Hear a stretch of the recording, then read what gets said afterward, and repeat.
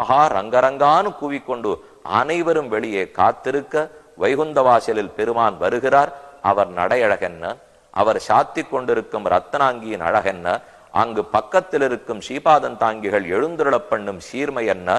இதோ ஒரு ஜீவன் இந்த உடலை நீத்து எங்கோ இருக்கும் வைகுந்தத்தை அடைந்தான். பல்லாண்டு பல்லாண்டு பல்லாயிரத்தாண்டு பல கோடி 100,000 மல்லாண்ட திண்டோள் மணிவண்ணா, உன் சேவடி செவி திருக்காப்பு ஒத்தொத்தருக்கும் சாந்தி ஏற்படட்டும், ஒத்தொத்தருக்கும் நன்மை நடக்கட்டும்னு பிரார்த்தித்துக் கொள்ளுகிற நேரம் பெருமாள் வைகுண்ட வாசலிலிருந்து வெளியே வருகிறார். இந்த வாசலை தொடுவோமா, இந்த வாசலை தாண்டுவோமா என்றுதான் அடுத்த 10 நாட்களுக்கும் ஆலயமோதுகிறது கூட்டம். இதை ஸ்வர்க வாசல்னு பலர் கூறுகிறோம்.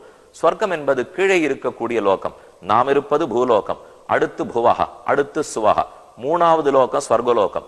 ஆனா வைகுந்தம்ங்கிறது 7 லோகம் தாண்டி, மூல பிரகிருதி தாண்டி, விரஜ நதியும் கடந்து அப்பால் இருக்கக்கூடியது, அழிவில்லாதது.